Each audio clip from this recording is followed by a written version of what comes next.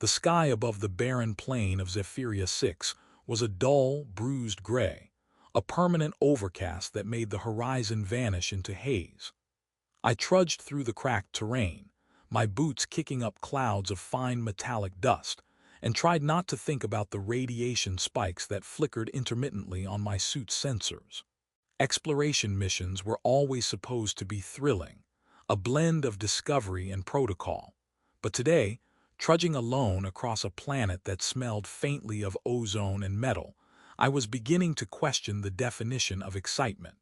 That was when I saw her, or rather, I noticed the subtle, improbable hint of color in the lifeless landscape.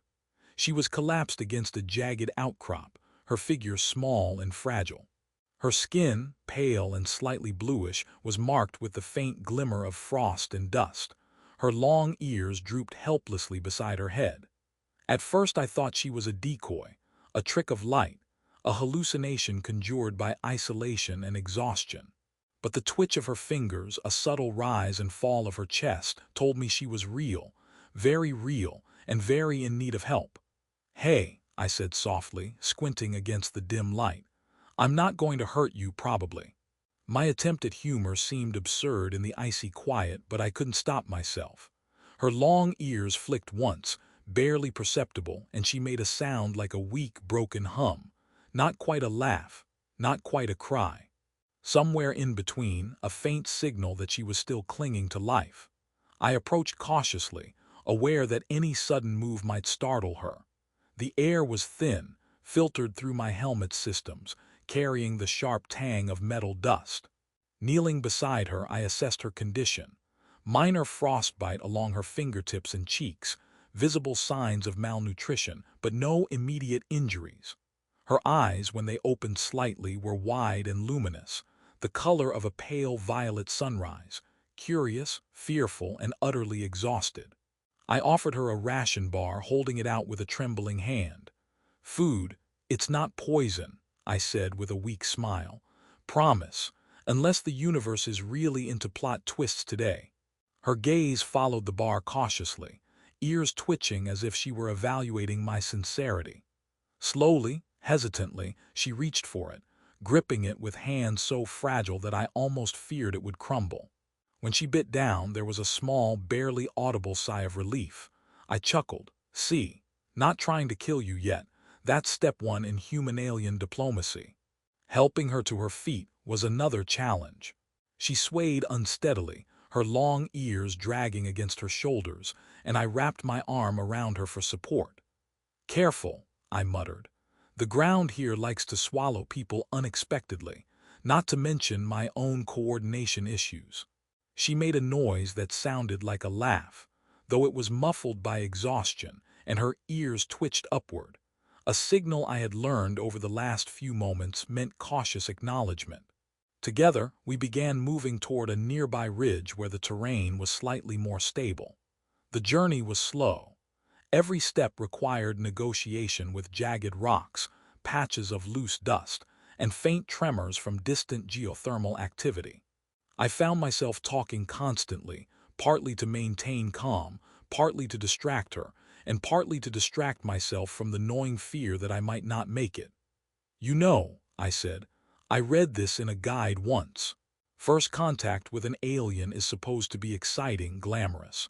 Not crawl across a dead planet with frostbite and dust in your boots." Her faint, uneven laugh carried on the thin wind, and I took it as a minor victory. By mid-afternoon, we reached a natural outcrop that offered some shelter from the wind. I guided her inside, helping her to sit while I unpacked my portable heater. The small device hummed, spreading warmth across the cramped space. Her long ears twitched in the heat, and I noticed a subtle change. Her posture relaxed slightly, her eyes brighter, more focused. "Better," she whispered, and I could hear the faint trace of hope in her voice. As she ate more of the rations I offered, I realized that what had begun as a simple act of survival, feeding a starving alien, was starting to form a connection. She studied me cautiously, eyes sharp and observant, as if cataloging everything about my appearance, my gestures, my tone of voice. And in turn, I watched her, noting the way her ears twitched with every sound, how her long fingers fidgeted with the folds of her suit, how small signs of resilience emerged even in her frailty. Hours passed as we shared this tenuous space, the wind outside battering the outcrop, the dust swirling in fine streams, and still we remained. I cracked more jokes, ridiculous and clumsy, about interstellar frost, alien cuisine, and my own lack of grace, and she responded with quiet, tentative sounds of amusement. Somehow, laughter became a bridge across the gulf between species, a fragile but tangible form of trust. By evening, the planet's twin suns dipped below the horizon, casting violet shadows across the rocks. She leaned against the warm heater, long ears gently folding against her head, eyes half closed, and for the first time I saw a flicker of calm. Hope, however small, had returned. I sat beside her, sharing my meager rations, speaking softly, and realized that this was no longer just a rescue mission. It had become a beginning, a slow, careful journey toward trust, companionship, and survival in a galaxy that seemed determined to challenge every instinct I had.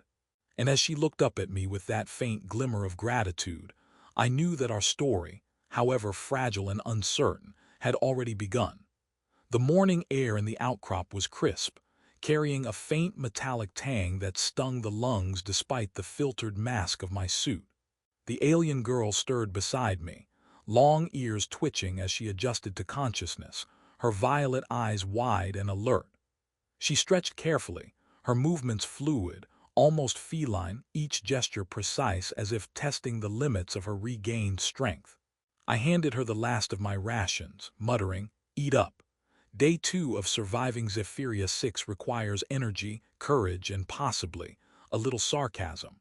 She gave a small, uneven laugh, a sound that felt almost musical against the wind that rattled the rock walls, and I took it as a sign that we were both ready to move.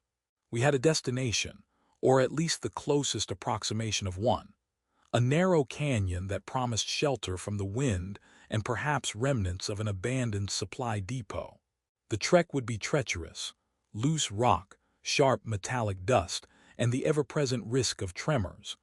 But I had learned to rely on her instincts as much as my own cautious calculations. She led with careful precision, her long ears twitching at every vibration, scanning for the faintest signs of instability.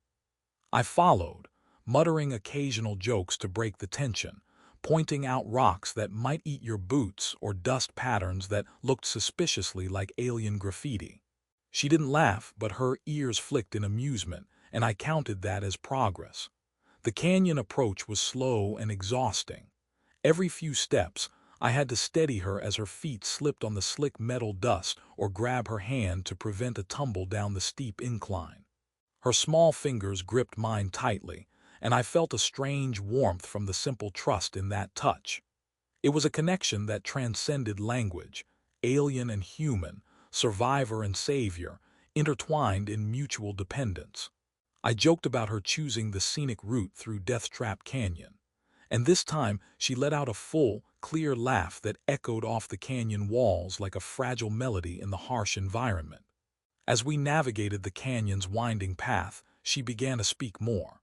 Words were halting, broken, a mix of alien syllables and fragmented English, but the meaning was clear. "Food, water, safe," she said, pointing at distant rock formations that offered natural windbreaks. I nodded enthusiastically. "Yes, exactly. And if we survive, we can argue later about who found the best hiding spots." She tilted her head, ears flicking in subtle acknowledgement, and I realized that humor, clumsy as it was, had become a bridge between us, a way to establish trust and reduce fear. Halfway through, the canyon floor began to tilt toward a small fissure where steam hissed from a geothermal vent. The warmth was faint but immediate, and I helped her toward it, urging her to place her hands near the heat source. Her long ears twitched appreciatively as she absorbed the warmth, and she let out a sound that was a mixture of relief and soft surprise. "Better," she murmured. I laughed quietly. "See, humans. Masters of scavenging hot air, tiny rations, and inappropriate jokes.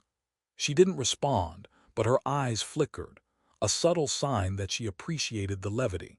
We continued along the canyon, using the heat vents as temporary rest stops, and I began to notice how much she had changed in the last day. The alien girl who had once slumped against rocks, defeated and silent, now scanned the terrain like a seasoned explorer, her long ears twitching in response to faint shifts in rock or subtle movements in the wind.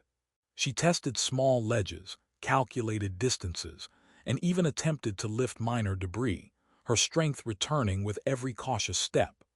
I felt a mix of pride and awe, realizing that my initial act of feeding her had set in motion a cascade of recovery, courage, and resilience that was astonishing to witness. By late afternoon, we spotted the cave she had noted earlier, tucked behind a low ridge and partially shielded from the wind.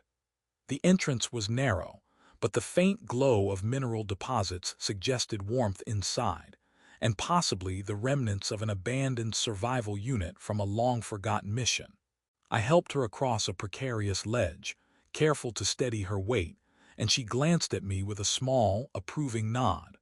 Her long ears flicked forward in alertness, then relaxed in the recognition of temporary safety.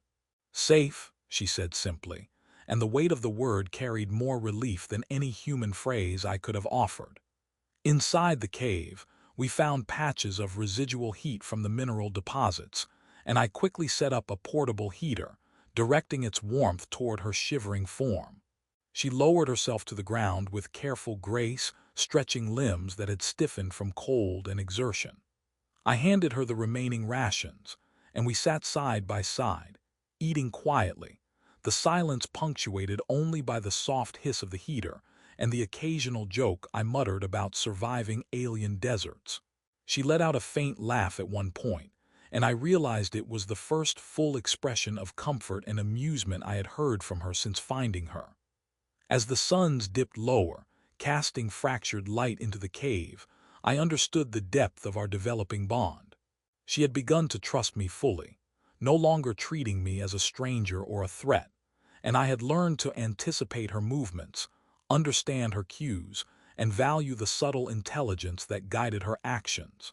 Survival had brought us together, but now companionship was beginning to form, a quiet, unspoken connection that promised resilience, hope, and shared purpose in a galaxy that seemed indifferent to individual lives.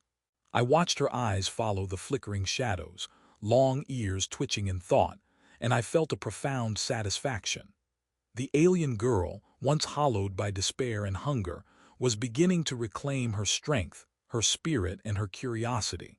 And I, the human who had offered her a simple meal, was discovering that small acts of kindness could ripple across worlds, creating bonds that might just endure beyond the cold, hostile expanse of Zephyria 6.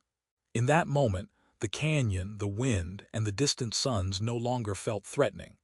They were merely the backdrop to a story of trust, humor, and the fragile, powerful beginnings of hope. The cave hummed softly with residual geothermal heat, casting golden streaks across the mineral-lined walls. And for the first time, Zephyria 6 seemed less like a hostile wasteland and more like a stage set for something unexpectedly human. The alien girl sat cross-legged on a patch of warmed stone, long ears twitching as she examined the small device I had set up to filter dust from the air. Her eyes, once dull and hollow with hunger, now sparkled with alertness and cautious curiosity, and I realized that our shared ordeal had shifted something fundamental. She trusted me, yes, but more than that, I trusted myself in a way I hadn't before. I wasn't just surviving. I was capable of sustaining another life in a world that didn't care if we lived or died. "Food?" I asked with a grin, holding up the last ration bar. She gave a small nod, and I handed it to her.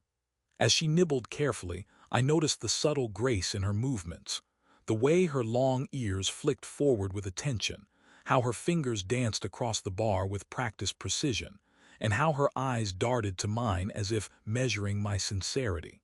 "See," I said softly, "it's delicious, highly scientific and nutritious, and you don't even have to worry about calories. Mostly." She gave a faint chuckle, a sound so light it might have been swallowed by the cave itself, but it filled the space with a fragile warmth that had nothing to do with the heater humming behind us. We spent the morning assessing the cave's resources. There were pockets of warmth where the mineral deposits released heat, shallow fissures that could provide water condensation, and flat ledges suitable for resting without sliding into the shadows. I watched her move, her long ears alert, her fingers probing the environment, and marveled at her ingenuity. Where once I had seen fragility, I now saw resilience, resourcefulness, and intelligence, qualities that reminded me how wrong I had been to think of her as helpless. Hours passed in careful preparation, as we reinforced small sections of the cave with portable panels, set up a rudimentary heating grid, and rationed our remaining food supplies. I cracked jokes about our luxurious alien suite, complete with natural mineral hot spots and a complimentary dust storm, and she gave me a small, wry smile, her long ears flicking in amusement. Humor had become our shield, a fragile, vital connection that made the daily struggle against the elements feel like less of a fight and more like a shared adventure. By midday, the alien girl had grown bolder, testing the edges of the cave and exploring fissures that led to warmer pockets of air. I followed her carefully, providing guidance when necessary, but mostly observing her regain strength and confidence. Each careful step she took was a reminder of how far we had come. From the frozen, starving creature I had found collapsed against a rock to a capable, alert being ready to engage with her surroundings once more. I felt a quiet pride in her recovery, tempered by the understanding that she had survived not solely because of me, but because she had chosen to fight, to reclaim her strength. We sat together for a while in the warmest corner of the cave, sharing what remained of our rations and speaking softly. Her broken English was improving, mixed with alien syllables that I tried to mimic, and the sound of our communication, messy, hesitant, human and alien combined, was comforting in its own way. She asked questions about the stars, about my journey, about the strange little stories I muttered to pass the time. I answered with humor and honesty, careful not to overpromise anything the universe couldn't deliver. Her violet eyes widened with fascination, ears twitching at every intonation, and I realized that in our small, isolated corner of Zephyria 6, a world of curiosity and learning had emerged from the ashes of despair. As the twin suns began to dip toward the horizon, casting elongated shadows and bathing the cave in amber light, I knew we needed a plan for the days ahead. Supplies were limited, and while the cave offered temporary safety, the wider world remained indifferent. She looked at me expectantly, long ears alert, and I realized that she was no longer the dependent, frightened creature from the day before. She was a partner, someone whose instincts and insight I relied upon as much as she relied upon my guidance. I think, I said carefully, tomorrow we start mapping routes to the old supply station near the plateau. We'll need to move carefully, but I think we're ready. She nodded, a small smile tugging at her lips, ears flicking forward in acknowledgement. I added, and maybe along the way, we can find some more edible rocks, highly nutritious. Totally. She gave a faint, genuine laugh, and it struck me as a sound that would linger in memory long after Zephyria 6 was nothing but a story to tell. Night fell, and we settled side by side on the warmed stones, the faint hum of the heater blending with the distant howling of the wind outside. I glanced at her, noticing the subtle relaxation in her posture, the alertness still present in her eyes, and the small gestures of curiosity and trust she offered without hesitation. My own heart felt lighter, tempered by the knowledge that I had grown through this experience. Patience, empathy, and resourcefulness now felt second nature, qualities I had never fully realized before. The alien girl reached out, placing a hand against mine, and I felt a quiet, unspoken acknowledgement pass between us. Words were unnecessary.